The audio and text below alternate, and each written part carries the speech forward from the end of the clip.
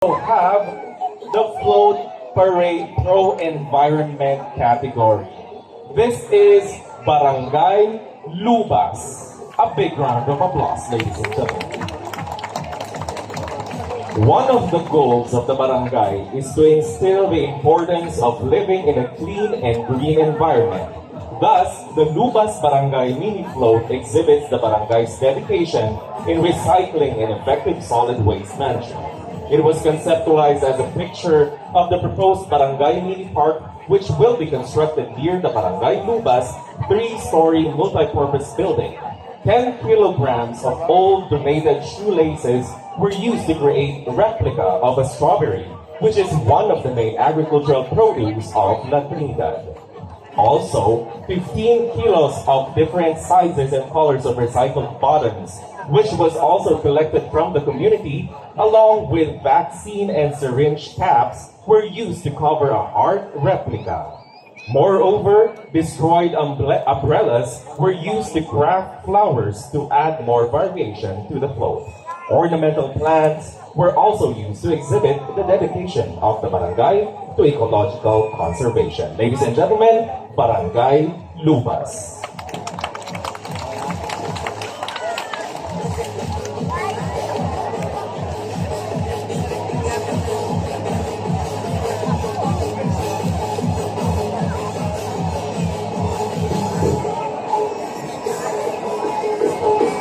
Alright mga kapatid, while we're enjoying these presentations and even these presentations of floats, ay a reminder po ulit sa atin to keep our belongings secured. Ang ating mga wallets, ang ating mga bags, let us always keep them zipped.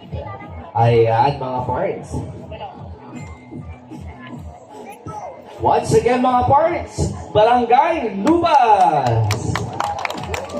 Woohoo! Lakasan pa natin ang ating palakpak, Barangay Lubas!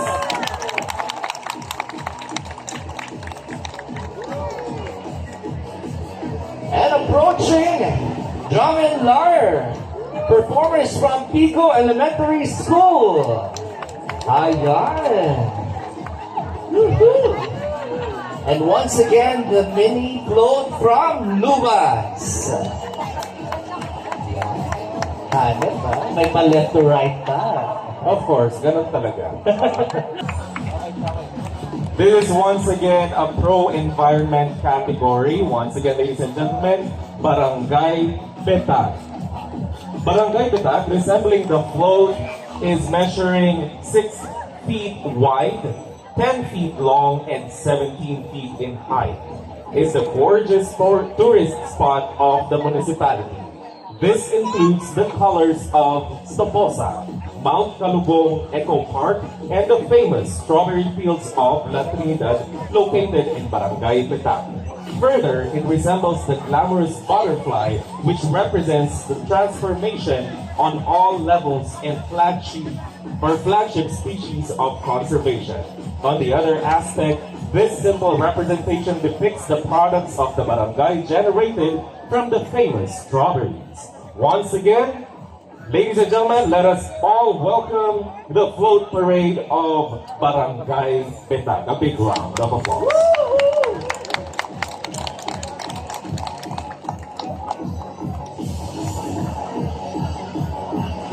Ayan po, maraming salamat Barangay Betag. Alright, yan po ang kanilang mini float. Barangay Balili. Once again, this is under the category of pro-environment. Let's give them a big round of applause.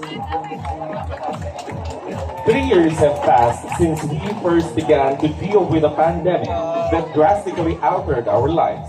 It has been a distressing time for all of us, but with the grace of our Almighty God, we are now slowly getting back with our normal way of life. And now, we are even given the opportunity to celebrate our very own Strawberry Festival with the theme, the Festival of Recovery, Building a Brighter Future for Adversities. This is indeed a celebration of recovery as we can all come together as a community to join exciting and meaningful activities that showcases how we can overcome adversities that come our ways. The community of Balili joins with this celebration of Festival for Recovery. As a community, we were faced with various adversities, but with the grace of God, we were able to overcome these. This float is a symbol of how we have demonstrated unity, resilience, and adaptability in the face of adversities. We came together, supported each other, and found creative ways to thrive. We took advantage of these adversities as a stepping stone into triumph and building a brighter future for our community. This piece of art is made of plastic bottles, papers, boxes, styrofoam, broken glasses, and other recycled materials that we can find in our homes and in our communities. Soar high, Balili. Once again, Barangay Balili. A big round of applause.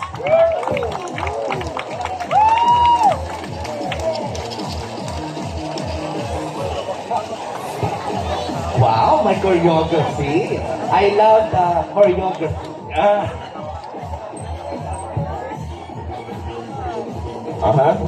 Ayan naman. So once again, a big or a massive round of applause to Barangay Balili.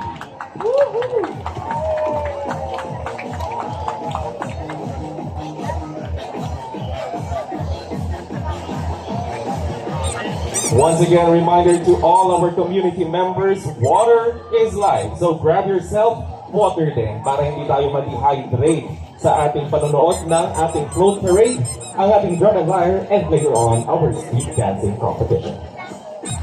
Kaya naman, meron po tayong medics sa mga hindi po makahingatan ng konti. Ayan. Meron lang po tayo dito medics dito sa likuran ng ating mga judges.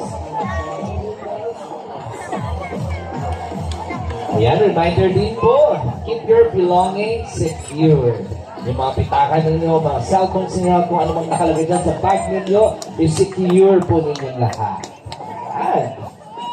Once again, our festival, Strawberry Festival, is brought to you by Smart Communications, McDonald's PSU Pie Brunch, Alaska Milk Corporation, and Valley Bread.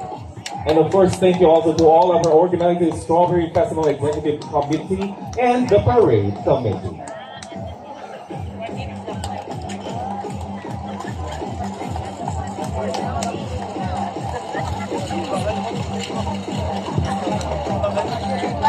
All right, once again, the MINIFLOAT from Barangay Balili.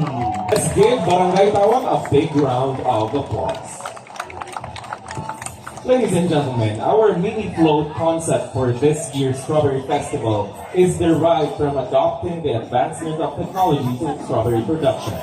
Despite the effect of COVID-19 pandemic and the different calamities, our strawberry industry was also affected as it was portrayed by a downward position at this middle of the float. The three layers around the float symbolize the 3 years of adversities we had experienced. Nevertheless, with the advancement of technology in strawberry production with the support of different government and non-government organizers, our farmers and entrepreneurs were able to rise and continue to produce our one town, one product. As we celebrate with faith, hope, and love, the strawberry will turn an upward position surrounded by 16 barangays of La Trinidad, symbolizes that we should continue to support and strengthen one another in building our future. Once again, parts, this is the float of Barangay Tawang. From red to white. Wow, magic. Exactly, alright. Meron pala tayong change attire. Change costume. Okay. Pwede natin kainin mamaya. Oo. Yummy. Once again, ladies and gentlemen, MINIFLOAT of Barangay Tawang. Ayan. And syempre, reminders din po sa ating mga nagka-camera or picture dito sa harapan. Let us give opportunity for content creators and media men to get a good shot. So from Barangay Poblacion, under the category of pro-environment. So the float design is inspired by an old-time transport vehicle which is locally known as Pasagat or Pasagat. Pasagat is usually pulled by a carabao or a horse in the fields to carry farm products and farmers. The float also depicts the Trinidad Valley, a low-lying land that is swampy and surrounded by mountains. The design is also signifies that our place is bountiful and development is seen in Pool Valley despite adversities that came by. Our float is made of recycled cartoons, styrofoam, old clothes and blankets, plastic bottles, wood, bamboo, and other recycled junk material from different households. It showcases also the traditional igurut bag or carrier of goods, which is known as basiking, and other things used in the past. These recycled materials were used to inspire us to recycle and reuse them to protect our environment by managing our waste properly through cooperation of the whole community. It is our pride as the country's strawberry capital and major source of cut flowers and ornamental plants. Our constituents collated their creativeness, camaraderie, and different skills to depict in the design of the float, the whole valley of La Trinidad, and showcase that the main product of our local farmers are strawberries. Once again, the MINIFLOAT from Barangay Poblacion. Woohoo! And also parts Brendel, we are also honored naman to introduce pa our two more Yes. judges for the float parade. Right, so we'd like to introduce our judge, a son of Benguet that has been working for various creative organizations such as the Harvest Creative Community Hub, Pugat ni Art Studio, and GMA7. He is currently the Executive Director of the Baguio Arts and Crafts Collective INC and is the current representative for the crafters community in the Creative Baguio City Council. Let us also welcome our judge, John Arvin Bolintas. Also, another judge is a multi-disciplined Baguio Benguet artist who has been an active creative practitioner for more than 2 decades now. Her collaborative track record was shown and featured in different art organizations such as Chanum Foundation, Alitaptap Artist Community, Pugat ni Studio, and Bella's Artists or Arts Project Incorporated. Today, she is one of the upcoming restoration artist practitioner in Baguio Benguet. Let us also welcome Miss Luisa Gala. And once again, ladies and gentlemen, the float parade of Barangay Poblacion. A big round of applause.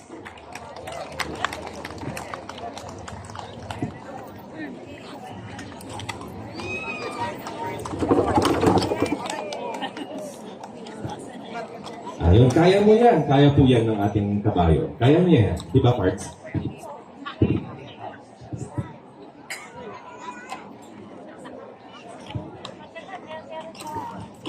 Akala daw ni Sir non-motorized, pero horsepower na naman. Another big round of applause para sa Barangay Poblacion.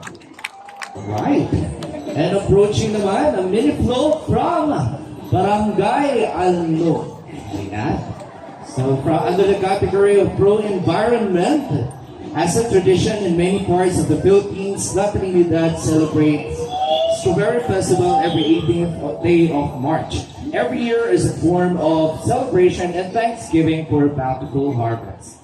Barangay Alno is one of the 16 barangays in the municipality of La Trinidad, province of Benguet, that is composed of 13 sitios. Oh. The Alno float is designated as strawberry shortcake that is made up of approximately 15,000 bottle caps collected and donated by one of the constituents. Contributions of ideas from each other made the design possible. Our float design represents our products here in La Trinidad, in which contains our local products such as strawberries, flowers, and vegetables that are placed in the kayabang, as it also portrays in the municipal seal of La Trinidad. The ball at the center represents Barangay Alno, watched over by a dog that represents our Almighty God that watch over the barangay officials, headed by the energetic Punong Barangay Honorable Johnny S. Puro, who takes responsibilities and dedicates himself for the betterment of his constituents in the barangay. The human caricatures represents the residents or constituents of the 13 sitio's of the barangay who in one way or another take their responsibilities too as residents that work together hand in hand in order to overcome the devastating effects, difficulties, and challenges brought by the COVID-19 pandemic in our society. It is our aim and goal to achieve towards a peaceful, resilient, and unified barangay. With the theme, A Festival for Recovery, Building Brighter Future for Adversities, we hope and pray for a successful La Trinidad. Happy 40th Strawberry Festival, La Trinidad!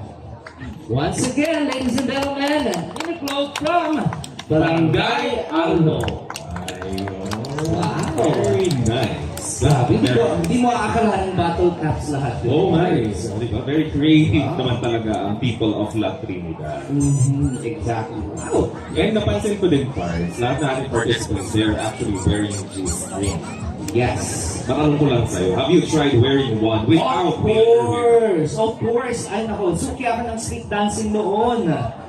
Yes, kaway-kaway, hindi lang sumali, Bali Elementary School. Yes, I was suki din ako ng street dancing competition. Nalaglag na yung bahat ko. Doon ako natulog. Alright. Yeah. Nagkumakaway ang ating madam from Barangay Alno din. Ayan. Thank you very much from Barangay Alno. Alright. MINIFLOAT from Barangay Pico. Ayan. I love the choreography. Choreography of the flowers. Alright. Anyway, under the category of Value of Colors, Barangay Pico Float displays the spirit of joy of the people who have blossomed from their adversities to have a glimpse of a brighter future. It is made out of flowers grown by the golden hands of our farmers to portray how colorful and cheerful the days ahead of us. It is wrapped by the noble cloth of Benguet to show how we are being embraced dearly by our culture, despite the inevitable modernization, and on how we cling on to our customary practices when we are in the face of adversities. The high-rise buildings embody the prosperity of Barangay Pico, being the business trade center of the province of Benguet through the endless help of the different municipalities of Benguet. We are beyond grateful. So together, as one people of La Trinidad, let us get back the life we had, stolen by the pandemic, and blossom like the flowers once again. Let us make this festival as a fresh start of our recovery.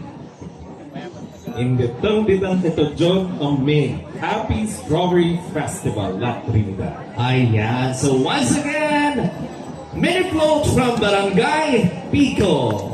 Ayan, palakpakan po natin. Diba? Grabe, I so love the choreography of the flowers. Exactly. They dance together. Yes, so gracefully. Right.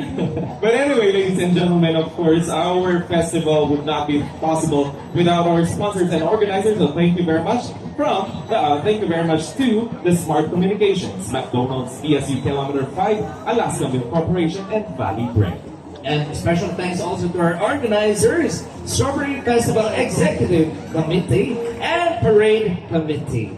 Ayan, part. Galing naman sa Barangay Bukal, under the category of Valley of Colors. Ayan, so habang paparating po siya, we have basket number 1. It symbolizes the Bukal Arabica Coffee Growers Association, or BACOGA, which is the only existing coffee association in the barangay since it was founded in the year 2010. Basket number 2 symbolizes one of the main livelihoods of Barangay Bukal, which is vegetable farming, which has been widely affected during the past COVID-19 pandemic. Basket number 3 symbolizes livestock farming, another main livelihood of the barangay, which was also devastated during the outbreak of the African swine fever, or ASF, in the barangay right before the COVID-19 pandemic. Basket number 4 symbolizes the Bukal Cut Flowers Association, or BECA, which is also the only existing cut flower association in this barangay, which were made of garbage during the COVID-19 pandemic. due to various suspensions of business transactions. So, once again, ladies and gentlemen, MINIFLOAT from Barangay Bukol. Palakpakan po natin. Wow. Oh, may choreography din ba? Yes. Oo. Oh, meron nga.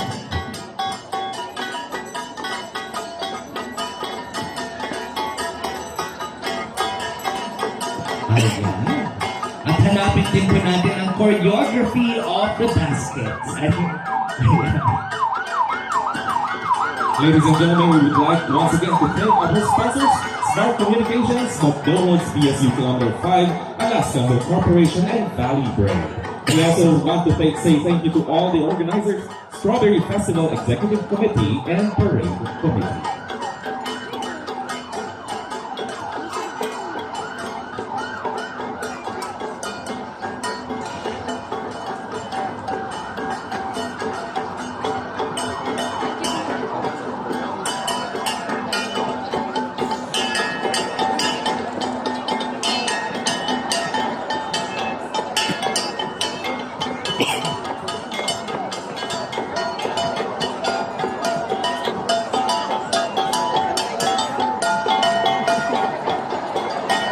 A few reminders din sa ating community members of La Trinidad. Ingat-ingat po kayo kung nasaan kayo. Especially pag nakapatong kayo dyan sa matataas na gusali. O diba? Hearts, ingat lang po dyan. When you're taking videos, ingat lang din po. And water is life once again, so go ahead and grab yourself water.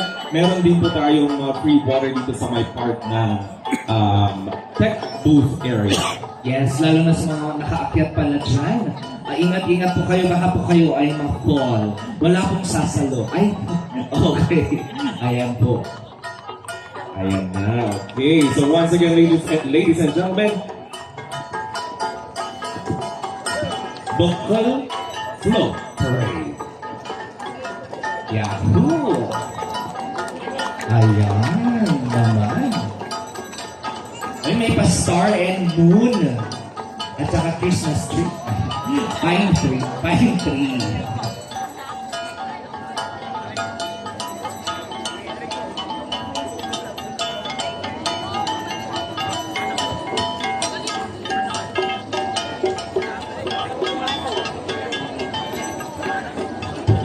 May we request also our participants here in front to please down muna, sit down para makita rin ng ating judges ang float parade natin. Thank you very much naman din sa inyong lahat.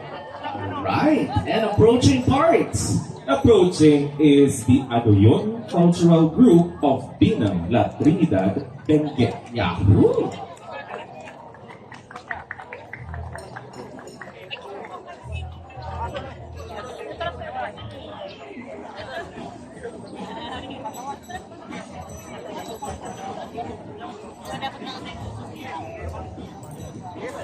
Alright, announcing all our activities for today. Ayan, mamayang hapon po, 1 p.m. we have the Strawberry Cake Fest. 1 p.m. po yan sa Lednicki Hall. And we have Battle of the Bands. Ayan, dyan po sa Municipal Gym. And on March 19, we have the free pageant over Mr. and Miss La Trinidad Strawberry Festival. 5 p.m. po yan at the Municipal Gym. Alright. Approaching is our float from Barangay Wangal. Nako, parang abang-abangan natin, parang may lalabas na Papa P sa float. Alright. So ang category po natin for the float now is Value of Colors. Alright. So for Barangay Wangal, where the river flows and the sun keeps shining behind the clouds, the farmers struggle to work until their plants grow and bloom. So goes their new hope, hope even in the midst of nowhere, sabi dito. So happy Duting Festival from Barangay Wangal. A big round of applause. Ooh.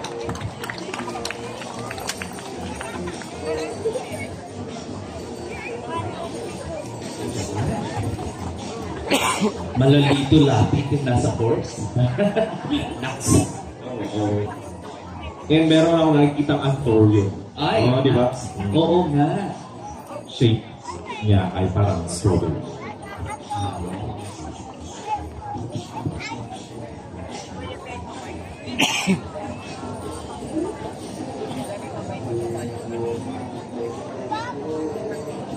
Alright, ayan naman po from Barangay Wangal.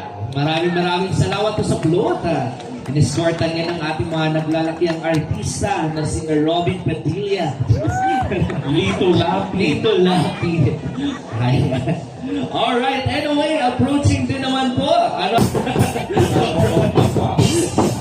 Ay, oo nga. Alright. Once again, Barangay Pico. La Trinidad.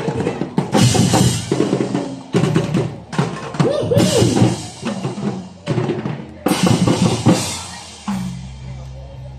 Alright, ladies and gentlemen, makikita rin natin ang float parade ng Barangay Pugis. Another big round of applause for Barangay Pugis, ang kanilang float parade.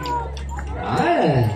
This is once again parts under the category of Valley of Colors. For the past 3 years, we were greatly affected by the pandemic, causing vast damage in our locality. But now, we are slowly progressing in rebuilding and developing our municipality towards a progressive and healthy community.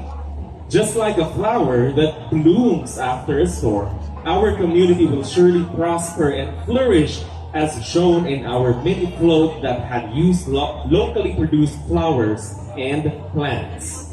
As seen in the float, the unity of people helping one another in mobilizing the traditional watering can that represents hope to the people to be able to produce products, flowers, plants, vegetables, and strawberries.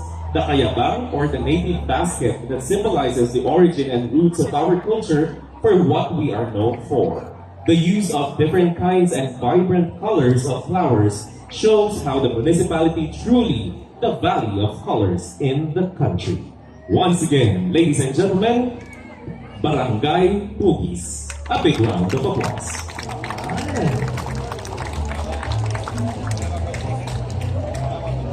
Wow naman. Alright. And of course, happy Women's Month as well. Very purple ang ating uniform. Alright, maraming salamat po sa Barangay Pugis Council. Wow. Kompleto.